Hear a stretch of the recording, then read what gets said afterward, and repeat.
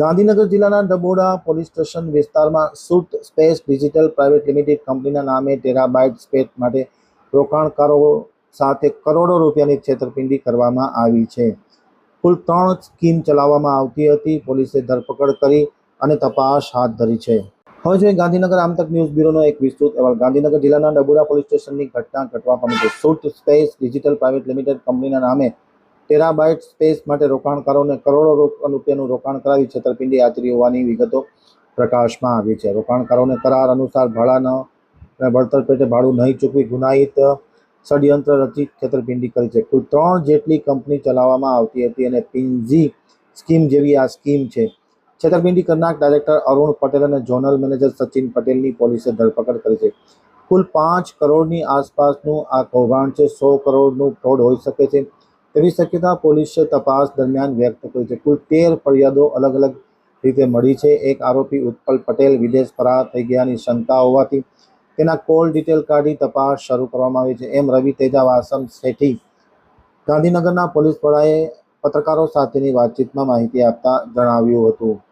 ગાંધીનગર જિલ્લા ડબોડા પોલીસ સ્ટેશનમાં shoot space કંપનીના ડાયરેક્ટર ઉત્પલ પટેલની વાઇફ ભૂમિ પટેલ, અરુણ પટેલ, अरुण राय और सचिन पटेल અને ધ્રુવ ચૌધરીના વિરુદ્ધ ગુના દાખલ કરવામાં આવેલ છે. આ ગુનામાં છેતરપિંડીના કલમ 316(5), 318, પછી ફોર્જરીના કલમ, એની સાથે સાથે જીપીઆઈડી એક્ટ સેક્શન 3 અને બર્ડ્સ એક્ટ સેક્શન 21 અને 23માં ગુના દાખલ કરવામાં આવેલ છે.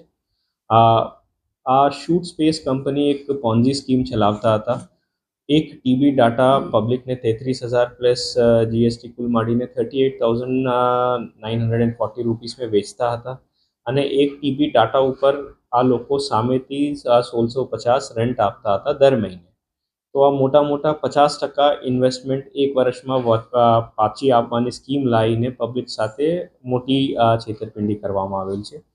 આ એફઆઈઆરની ટોટલ રકમ જોતા 13 ફરિયાદીના કુલ મળીને 5 કરોડની આસપાસ છે. 5 કરોડ એની પાસેથી ઇન્વેસ્ટમેન્ટ સ્વરૂપે લેવામાં આવેલ અને વખત દર મહિને રેન્ટ પાછા આપતા હતા. આ કુલ મળીને 14 કરોડથી વધારે ફ્રોડ હોઈ શકાય. પોલીસની તપાસ ચાલુ છે.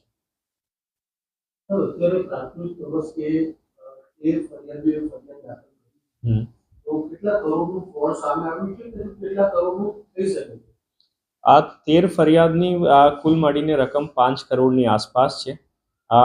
પ્રાઇમરી લાગે છે કે આ 100 કરોડથી વધારે હોઈ શકે આ ફ્રોડ. પોલીસ ઇન્વેસ્ટિગેશન કરી રહ્યા છે. સીએના પણ પોલીસે બોલાયા. સીએ પાસે કાગળ જોવાની કાર્યવાહી ચાલુ છે.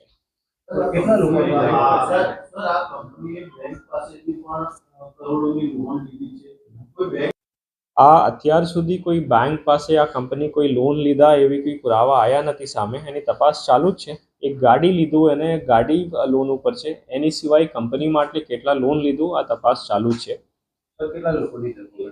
બે લોકોની ધરપકડ થઈ. એક અરુણ પટેલ જો અરાવલી જિલ્લાના કોંગ્રેસ પ્રમુખ છે, એની ધરપકડ થઈ હતી. આ એક ક્લાઉડ ઇઝી કંપનીના ડાયરેક્ટર હતા ઉત્પલ પટેલ સાથે અને એક સચિન પટેલ કરીને ઉત્પલ પટેલના ઝોનલ મેનેજર હતા જો કંપનીમાં બેસીને આ સ્કીમો પબ્લિકને વેચતા હતા.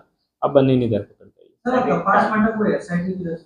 આ તપાસ માટે એસઆઈટીની રચના કરવામાં આવેલ છે અને આ દહેગામ એએસપી આયુષ જૈન તપાસ કરી રહ્યા છે.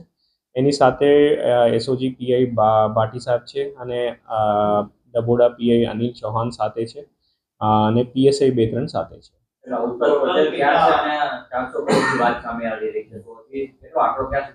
જેવી રીતે હું કીધું કે આ 100 કરોડથી ઉપર હોવાની શક્યતા છે. એની તપાસ ચાલુ છે. કુલ મળીને કેટલા રકમ થશે, કેટલા પબ્લિક આમાં ઇન્વોલ્વ છે, કેટલા પબ્લિક સાથે છેતરપિંડી થયું છે, તપાસ ચાલુ છે. જ્યારે તપાસ આગળ વધશે હું બધી વિગત આપને આપશું. અને ઉત્પલ પટેલ દેશ છોડીને ભાગી ગયા. એની લોકેશન કાઢવા માટે પોલીસ પ્રયત્ન કરી રહ્યા છે અને એની વિરુદ્ધ લુકઆઉટ સર્ક્યુલર પણ જારી કરવામાં આવશે. અન્ય રાજ્યોના ભોગ બન્યા ટોટલ કેટલા સાહેબ આ પ્રકારના હોઈ શકે? કારણ કે એવું છે કે રાજ્ય બહારના પણ ઇન્વેસ્ટરો છે. જેવી રીતે હું કીધું આ બહુ પ્રિલિમિનરી તબક્કા ઇન્વેસ્ટિગેશન છે. અંદાજા એ લાગી શકાય કે 5,000થી વધારે ઇન્વેસ્ટર હોઈ શકાય. બટ એક્ઝેક્ટ આંકડા થોડા તપાસ કરી ઇન્વેસ્ટર સાથે વાત કરી અને પછી સીએ સાથે બેસીને એના આંકડા કાઢવામાં આવશે અને હું સમયાંતરે આપને વિગત આપવામાં આવશે. ઉત્પલ પટેલ આ પણ હું તપાસ કરી આપને જાણ કરશું. બેસિકલી આ સ્ટેજ ઉપર તો કંઈ મારી પાસે કોઈ પુરાવા નથી.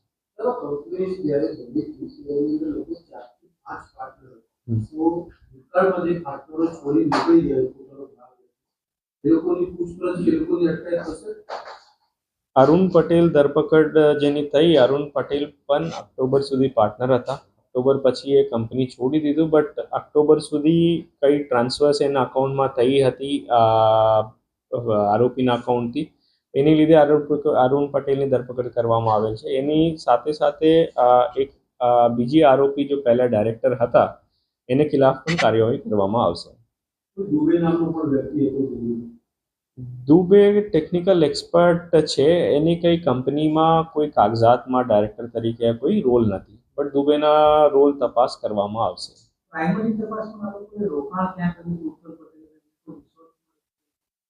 આ દેખો મોટા ભાગે એક પોન્ઝી સ્કીમ જ છે.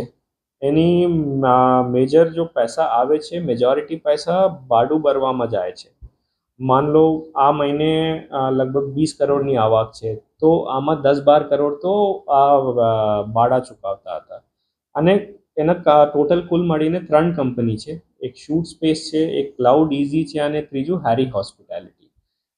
શૂટ સ્પેસમાંથી ઘણી પૈસા એના પર્સનલ અકાઉન્ટમાં પણ ગયા, ક્લાઉડ ઇઝીમાં પણ ગયા અને હેરી હોસ્પિટાલિટીમાં પણ ઇન્વેસ્ટ કરવામાં આવેલ છે. ગેરરીતે એ પૈસા ડાયવર્ટ કરવામાં આવેલ છે અને એ પૈસા વાપરીને એક ઓફિસ પણ ખરીદવામાં આવેલ છે અને સાથે સાથે એક બે એને પ્રાઇવેટ રેસિડન્સીસ પણ કરવામાં આવેલ છે. રાજસ્થાનમાં કઈ જમીન પણ ખરીદી કરવામાં આવેલ છે અને મોડાસામાં પણ કઈ જમીન લીધું કરીને પોલીસ પાસે ઇન્ફોર્મેશન છે, એની તપાસ કરવામાં આવશે અને આ પ્રોપર્ટીઝ બધા જીપીઆઈડી એક્ટમાં અટેચ કરવામાં આવશે.